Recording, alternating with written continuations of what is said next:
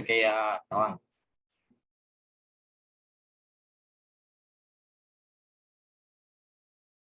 Buenas tardes, bienvenidos al día de hoy. Hoy tenemos la charla del profesor Víctor Juan Hernández del Toro, profesor de la Universidad Unicolombo de Cartagena. El profesor hoy va a dictar la charla Extrapolación en espacios de Cot. ¿Así se pronuncia, Víctor? Bueno, yo digamos lo pronuncio como Coti, ¿no? Que fue la costumbre, pero bueno. Entonces, Víctor, puedes comenzar. Tienes 40 minutos para hacer tu charla y el resto serían preguntas. Gracias. Ok, bueno, listo. Muchísimas gracias, doctor River. Bueno, es un placer estar aquí con todos ustedes. O sea, y bueno, nuevamente ahí le reitero mi agradecimiento por la invitación. Bueno, quisiera que me confirmen si están viendo la presentación. Si la puedes poner en pantalla completa sería mejor. Ok, listo. Ahí. Está perfecto. Ok, bueno, mil gracias. Buenos días a todos.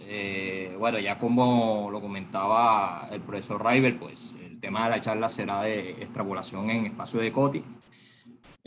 Voy a hablar sobre un resultado que pues desarrolló Nigel Carlton, un matemático de origen inglés, que bueno, infelizmente murió en el 2010. Pero bueno, antes de hablar sobre, bueno, en realidad voy a presentar un solo resultado, o sea, una prueba. Bueno, entonces antes de hablar de lo que es extrapolación, entonces a mí me gustaría como dar algunas generalidades de lo que es la teoría de interpolación, para entender un poco mejor digamos, lo que trata, digamos, el tema. Entonces voy a introducir aquí, pues, algunas definiciones. Una sería, por ejemplo, en este caso, la de par interpolado. Y bueno, nosotros decimos que un par interpolado básicamente pues son dos espacios de Banach sobre el campo de los reales o complejos. Y bueno, ellos van a estar contenidos pues, de forma continua en un espacio topológico de Hauge. Y bueno, debido a, digamos, a esa definición, yo puedo, digamos, construir dos espacios de Banach, uno que es el espacio intersección, el cual lo vamos a botar de esta norma, la norma aquí del máximo, y un espacio suma que, bueno, lo vamos a botar aquí de la norma del infinito. Posterior a eso, vamos a definir lo que es un espacio intermedio. O sea, lo primero que, bueno, hay que considerar un par interpolado. Y bueno, un espacio intermedio entre x0 y x1, pues será un espacio de Banach que cumple con esta condición. Esta cadena aquí de inclusiones, pues obviamente se hace, digamos, de forma continua. Y ahora vamos a definir los espacios interpolados, que bueno, o sea, el objetivo, digamos, de la teoría de interpolación es básicamente construir espacios interpolados. Y bueno, nosotros vamos a decir que un espacio interpolado pues será un espacio intermedio entre dos espacios de Banach y que cumple con esta condición. Que o sea, si yo tengo, digamos, o cualquier operador que cumpla estas condiciones, es decir, un operador en el espacio suma, y además que las restricciones de x0 y x1 pues serían los operadores en esos espacios, entonces ese espacio intermedio pues es invariante por cualquier operador de este tipo. O sea, eso es básicamente lo que es un espacio interpolado. Aquí nosotros, o sea, existen, digamos, muchos métodos para uno construir esos espacios. Digamos acá en el trabajo sobre el cual nosotros vamos a platicar, se va a utilizar un método de interpolación que fue desarrollado por Calderón. Se le llama, digamos, interpolación compleja. Hay otros tipos digamos, de interpolación también. Y bueno, entonces lo que hace es precisamente, pues, Calderón es construir una familia pues, de espacios interpolados entre dos espacios x0 y x1. Y además él prueba, o sea, tiene, digamos, un resultado bastante fuerte. O sea, yo diría que está mucho más fuerte digamos, simplemente de que ese espacio tenga la propiedad, bueno, de espacio intermedio, sino que además si yo tengo, digamos, operadores con estas características y además ellos son continuos, entonces la restricción a ese espacio interpolado también será continua. Entonces es un resultado como mucho más fuerte que tal vez tener un simple operador entre espacios, ¿no? Entonces ahora a continuación lo que voy a hacer es como una descripción de cómo Calderón construye esa familia pues, de espacios interpolados entre X0 y X1. Entonces, bueno, Calderón lo que, bueno, toma es un par interpolado, o sea, en este caso, de Banach. Y bueno, él va a tomar aquí en este caso, la franja de números complejos cuya parte real entre 0 y 1. Entonces, él, digamos, define una familia aquí de funciones que van, digamos, esa banda en el espacio suma. De tal manera que, bueno, esas funciones f pues, son holomorfas en el interior de esa banda, son continuas y son limitadas pues, digamos, en esa banda, ¿no? Además de eso, bueno, él le coloca la restricción, digamos, restricción aquí, y es que, digamos, las fronteras de esa banda, pues, lo envía a X0 y a X1. Y además, bueno, él también le coloca esta condición de que estas funciones aquí son continuas. Ya con eso, con esas condiciones uno puede entonces mostrar que ese conjunto de funciones, ¿cierto? Además, digamos, de ser, digamos, un espacio vectorial, uno lo puede dotar en este caso de esta norma, digamos, norma que es un máximo pues, del sub de estas dos. Uno puede, digamos, demostrar eso. Entonces, bueno, ya teniendo entonces ese espacio de funciones holomorfas, entonces lo que hace es Calderón para construir esa familia de espacios interpolados es lo siguiente.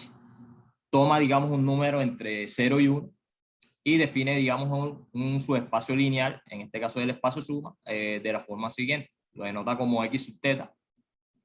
Y sería simplemente pues las imágenes de esa familia de funciones holomorfas en ese número que está entre 0 y 1. Se define de esta forma.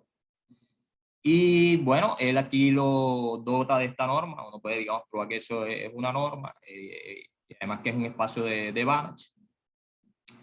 Y bueno, aquí uno también lo puede donar de esta forma, de X0, X1, aquí corchete su teta para indicar que, bueno, es un espacio, pues, X sub teta es un espacio interpolado entre X0 y X1. Entonces, bueno, obviamente ese espacio interpolado, pues, goza de todas las propiedades que tiene, digamos, un espacio interpolado. Y además, bueno, cumple con esa propiedad que yo les había dicho de los operadores, digamos, continuos, que las restricciones, o sea, dado, digamos, un operador con estas, mil disculpas aquí por verme acá, dado, digamos, un operador con estas características, además si ellas son continuas, entonces cuando usted hace la restricción precisamente a este espacio interpolado, pues esa restricción también será continua. Eso es digamos, un resultado que, bueno, demostró, digamos, Calderón. Entonces, bueno, ya nosotros tenemos como una noción de cómo Calderón construyó esos espacios, pues, que son interpolados.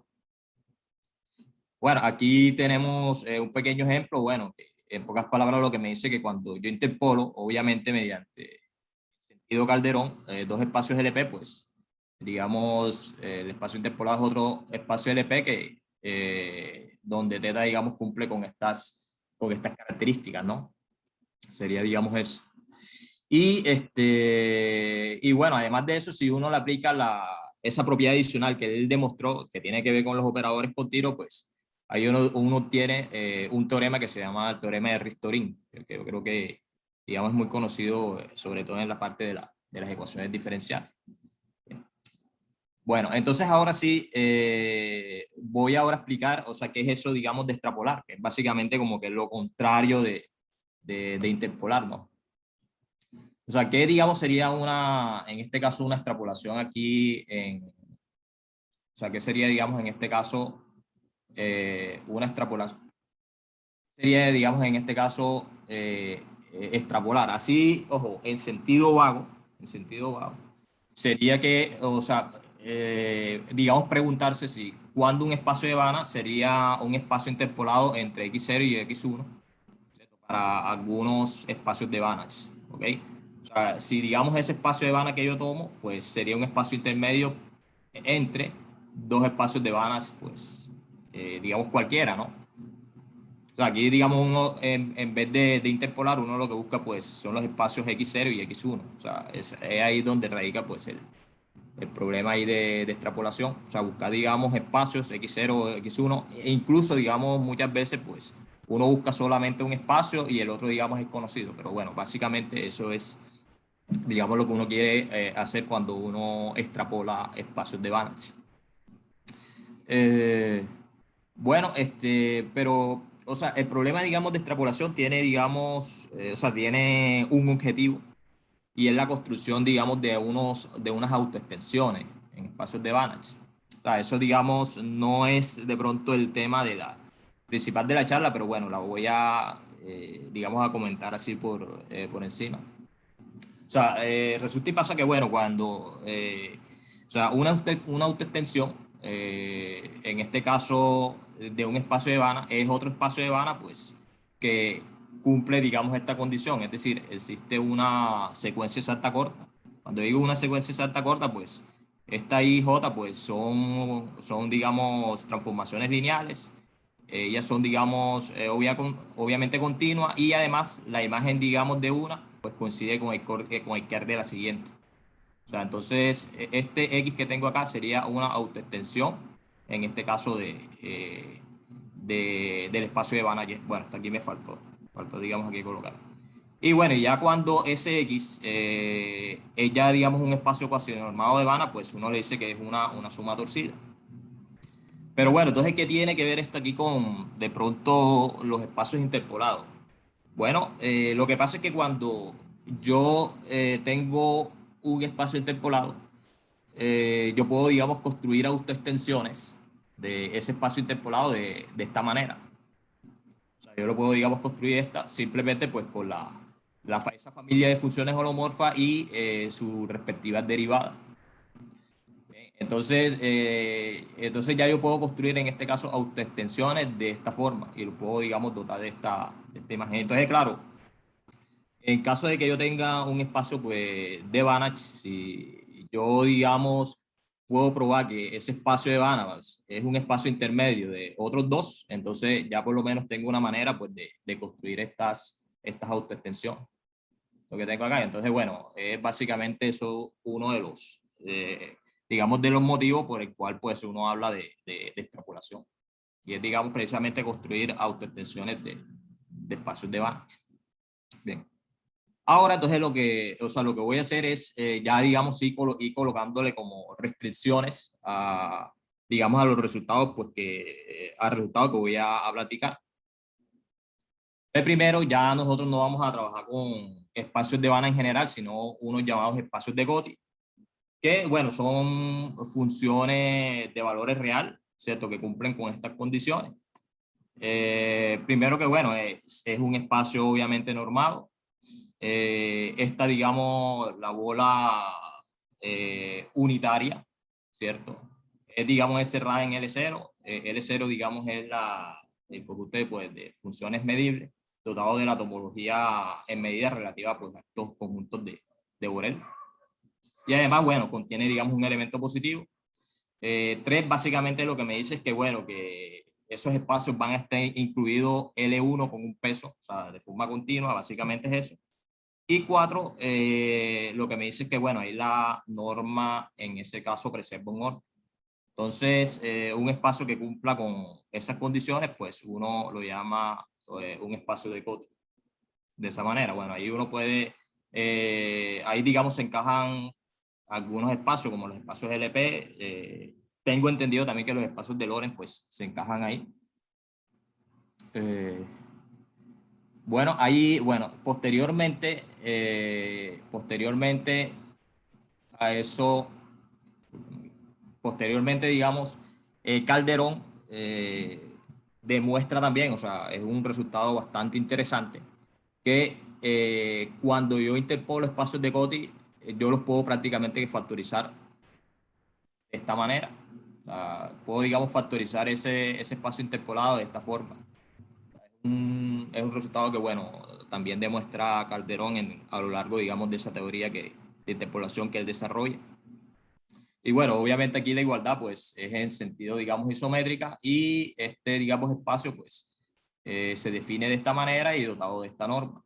Bien, entonces ya por lo menos aquí cuando nosotros trabajamos en espacio de código uno puede decir que pues estos dos espacios son lo mismo, ¿no? Bien. O sea, eso es un resultado que bueno, vamos nosotros a utilizar acá. Bueno, también nosotros definimos lo que es el dual de Cauchy, o sea, para un espacio de Cauchy, uno lo define de esta forma, o sea, de tal manera que son, digamos, las funciones medibles pues, que cumplen con esta condición, o sea, aquí este sub tiene que ser finito. Y bueno, no siempre, digamos, uno puede decir que ese dual de Cauchy no siempre pues, va a coincidir con el dual usual, o sea, coincide, por ejemplo, cuando ese espacio X es reflexivo, ahí uno puede decir que son iguales. Si no, uno simplemente pues, puede establecer es una inclusión, digamos, biisometría al espacio dual, ¿no? Y bueno, aquí tenemos un par de ejemplos de duales de Cauchy. Por ejemplo, el dual de Cauchy de un espacio LP es el espacio LQ, en este caso con IQ cumpliendo con esta condición. Y bueno, el dual, digamos, de Cauchy del infinito sería L1. Y esto muestra que, bueno, no, ahí el dual de Cauchy y el dual usual, pues no coinciden en ese caso. Tenemos, digamos, otras propiedades aquí en este caso de los espacios de Cauchy. Y es lo siguiente, que si yo tengo un espacio de Cauchy P converso, entonces, digamos, el espacio potencia X, o sea, X a la P es un espacio de Cauchy también. Aquí recordando que, bueno, el espacio de potencia uno lo dota, digamos, de esta norma, ¿no? Obviamente, bueno, ya asumiendo de que pues, X es un espacio de Cauchy P converso, ¿no?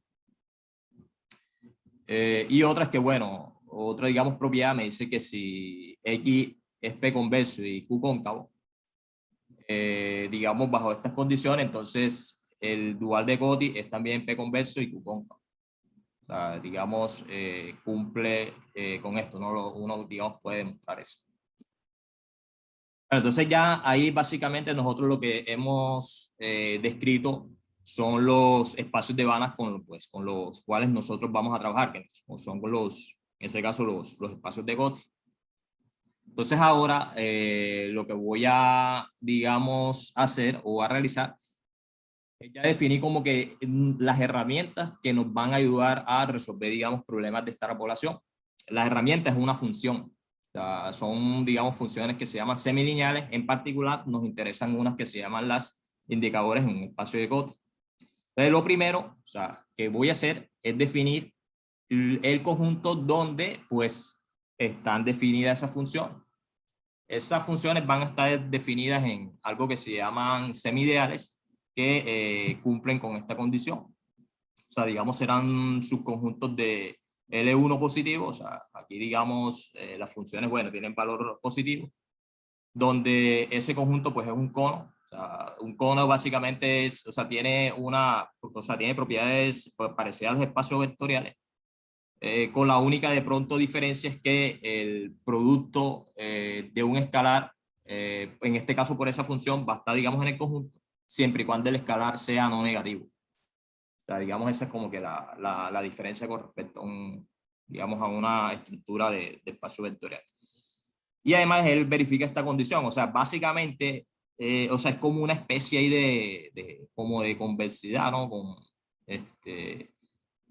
entre funciones, ¿no? Porque lo que me dice es que, bueno, si este extremo, digamos, está en el conjunto, entonces cualquier función, pues, que sea, que esté, digamos, entre 0 y g, pues también está ahí. Entonces eso, digamos, es lo que es un semideal. Y además, bueno, uno define o le dice que ese semideal será estricto si ya tiene, bueno, una función, bueno, que es, en este caso, pues, positiva, ¿no? Pues estrictamente positiva. Bueno, entonces ahora sí voy a definir en este caso pues lo que es un semilineal, un funcional semilineal, perdón. Bueno, es básicamente una función que uno lo define en un semideal. Y bueno, en este caso tiene esta propiedad de ser homogéneo cuando digamos el lambda es mayor o igual que 0.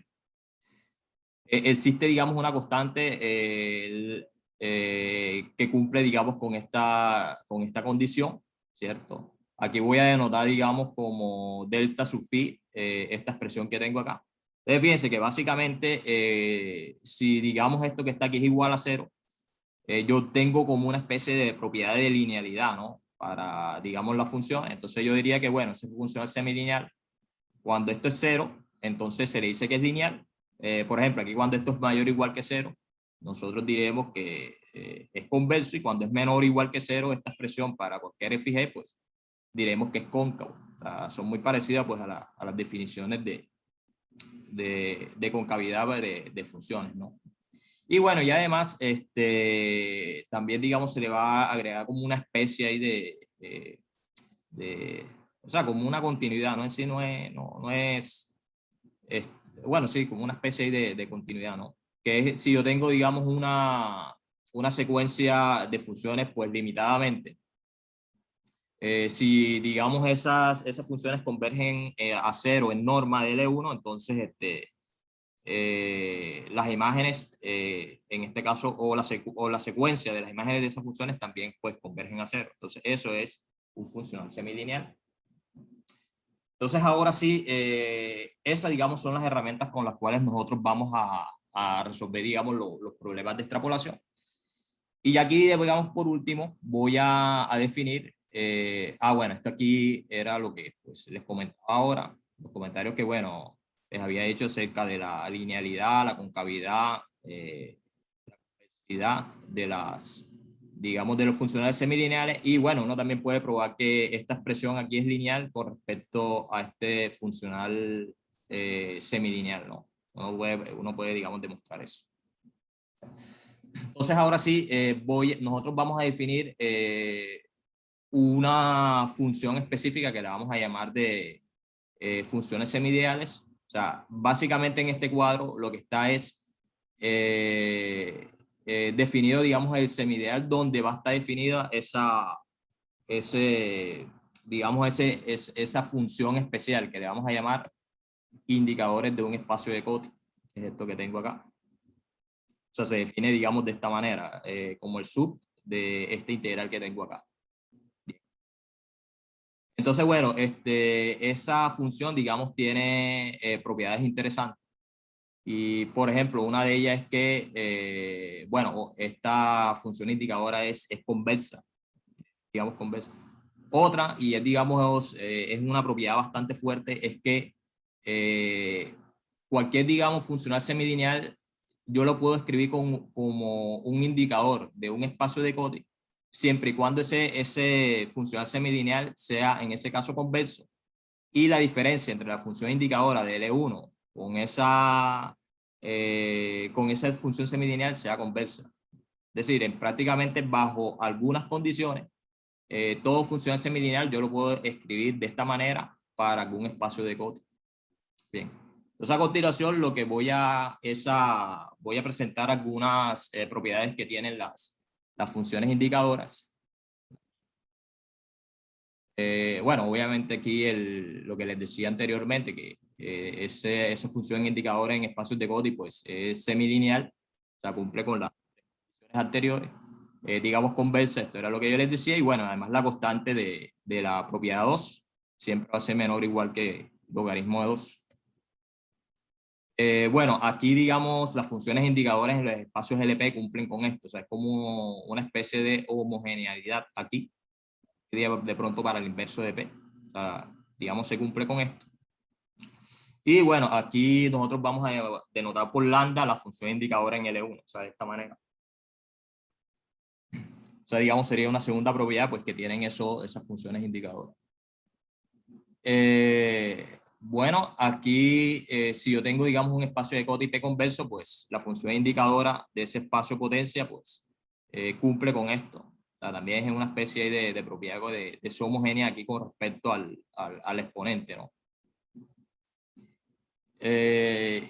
Y bueno, esta propiedad, digamos, es bastante interesante también. O sea, es como, o sea, prácticamente lo que me dice es que la función indicadora, pues, linealiza, digamos, este espacio de esta manera, ¿no?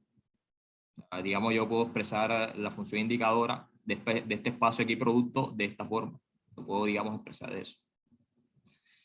Y y la siguiente propiedad, bueno, esta propiedad me dice que, bueno, la suma, digamos, de la función indicadora de un espacio de Cauchy, su dual de Cauchy, pues me queda la función indicadora en L1. Es otra propiedad, también, digamos, se puede demostrar eso. Y bueno, esta era la propiedad que les decía ahora, que bueno, que si yo tengo un funcional semilineal, entonces yo eso lo puedo escribir como una función indicadora siempre y cuando se den estas dos condiciones. O sea, digamos de que estos dos funcionales semilineales pues sean conversos. Y además, digamos, ese espacio, digamos, de Cauchy va a ser único. Entonces, esta propiedad sí es la que uno aplica para resolver, digamos, los problemas de básicamente, digamos, la propiedad 6.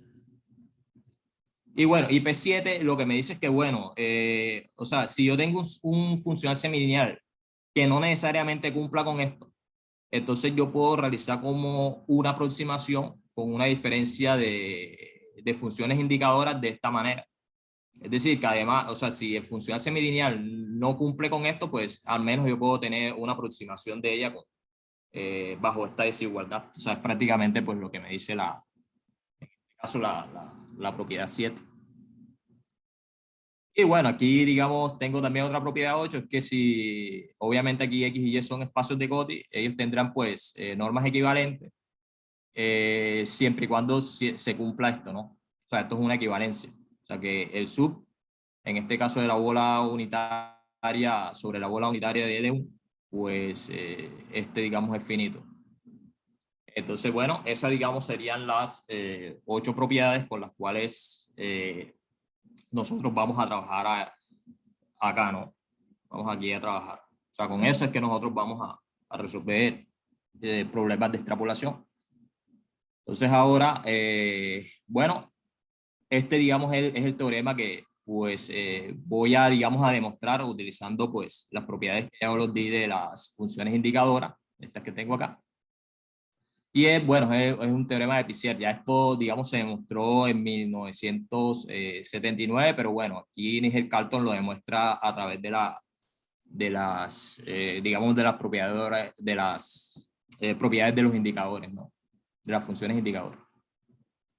Y bueno, entonces la demostración es básicamente, o sea, se basa en esto. Y en realidad, digamos, muchos de los teoremas de extrapolación o sea, se basa prácticamente en lo mismo. O sea, bueno, aquí yo lo que quiero demostrar es que existe un espacio de Cauchy Y de tal manera pues que se cumple, digamos, esta condición. Obviamente, bueno, el teorema tiene sus hipótesis. Y bueno, o sea, en pocas palabras, aquí lo que me están diciendo es que, digamos, existe un espacio de Cauchy Y de tal manera que si yo interpolo L2 con Y, pues me queda ese espacio pues, de Vanna X. Entonces, uno lo que hace es definir esta función semilineal que tengo acá. Y claro, si yo consigo demostrar que esta función que tengo semilineal es una función indicadora, que en este caso, pues supongamos que uno consiga demostrar eso. Aquí, por ejemplo, phi sub y.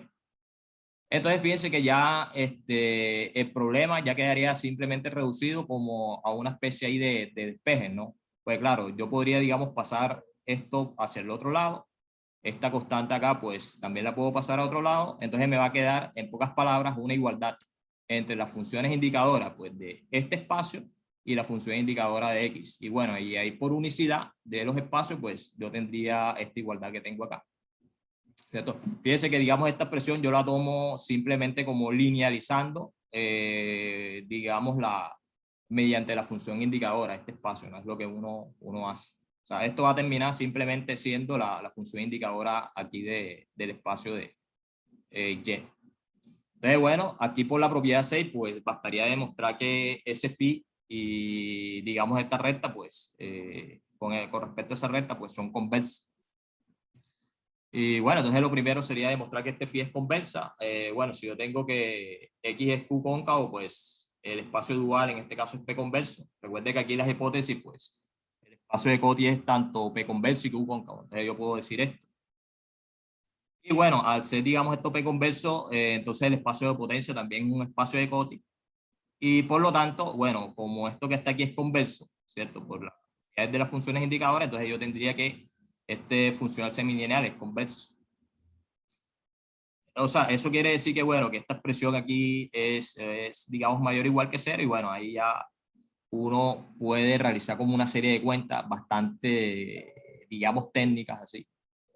Bueno, si esto aquí es mayor o igual que cero, por la linealidad, digamos, que tiene, digamos, algo así, ese operador, ¿cierto? Yo puedo, digamos, expresarlo como esto. Bueno, esto acá yo utilizo, digamos, una de las propiedades de la función indicadora, que sería que la función indicadora de X más la función indicadora del espacio de Cauchy, pues me queda, en este caso, lambda, que es la función indicadora de L1. O sea, lo puedo hacer de esta manera. Bueno, aquí, digamos, sumo esto y esto. Recuerden que, digamos, P y Q se tomaron, son, digamos, conjugados, ¿no? Yo puedo, digamos, obtener esto. Esto aquí es por la hipótesis digamos, del teorema. Digamos, me dice que 1 sobre Q es exactamente esto.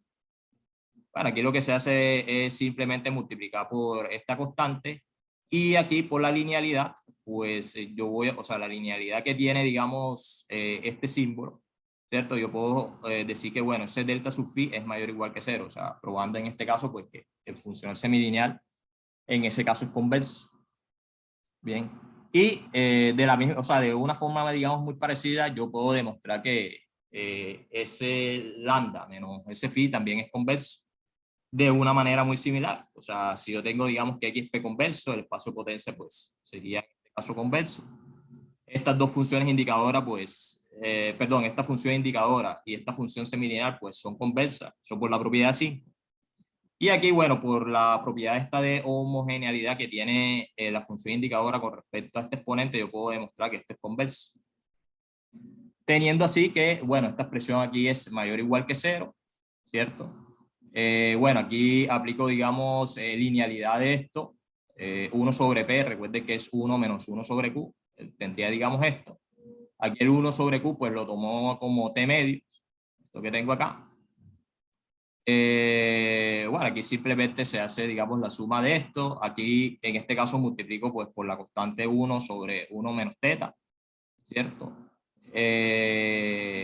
Bueno, aquí lo que hago es simplemente, pues, digamos, expresar esto como una suma, ¿cierto? Entre esto y esto que tengo acá. Si usted suma esto y esto, pues me daría lo mismo. Y bueno, y estos dos últimos, nuevamente, digamos, está la definición de cómo yo tomé, digamos, el phi, me va a quedar esto. Y bueno, aquí por la linealidad de esta expresión, yo tengo que, pues, este delta de ese lambda menos ese phi, esto es mayor o igual que cero para todo fg. Entonces ya con eso quedaría demostrado que digamos, funcional semilineal es conversa. Y bueno, y ahí aplicando, pues, la propiedad, en este caso, 6, me parece que fue que la numeré, sí, esta 6 que tengo acá, pues ya yo sé que ese funcional semilineal, pues es una función indicadora.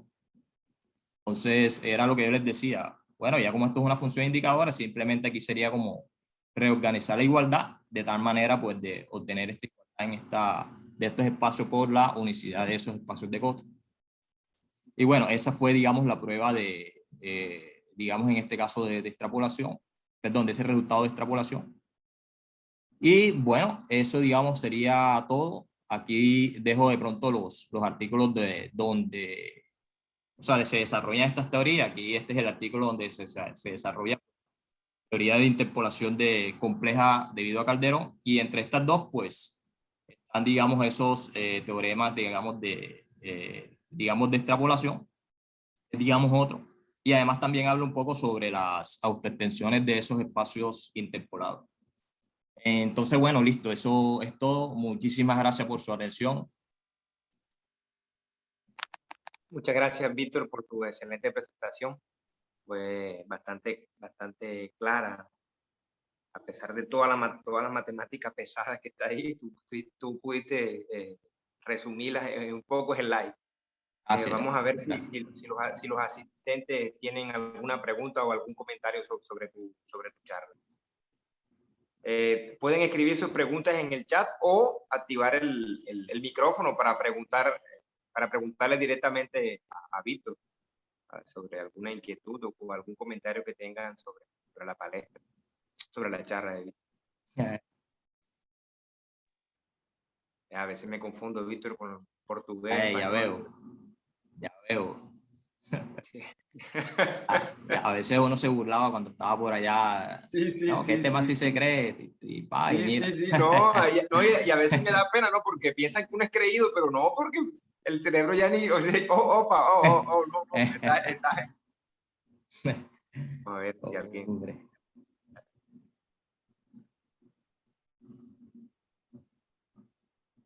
es difícil, ¿no? Que se le ocurran a uno preguntas así, Sí, pues. no, y la verdad que bueno, o sea, en realidad, como te digo, esto, digamos, lo trabajé en la maestría y les soy sincero, o sea, hay algunas cosas que también, digamos, me cuestan aún, o sea, no es, digamos, tan fácil así. Exactamente. Es que la matemática, ese Calderón, Ah, sí, severo analista, imagínate. sí, y no, y bueno, ahí hablando también con Héctor, que él también ha leído, es un escritor bastante como difícil.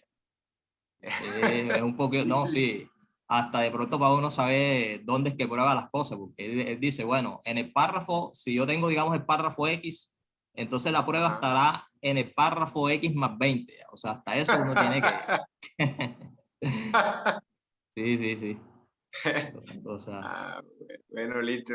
bueno, Listo, listo. Víctor, parece que Bueno, no hay preguntas. Muchas bueno, gracias por tu bueno, excelente charla. bueno, Nos mil vemos. gracias, Rayo, y estamos en contacto. Ojalá que, bueno, nos podemos ahí hablar por ahí por WhatsApp o por... Listo. Agradezco también a los asistentes por la participación de la charla del profesor Ok, Víctor y continuamos en el tercer encuentro matemático del Caribe. Muchas gracias. ok, Chao, mil Víctor. gracias a todos. Ok.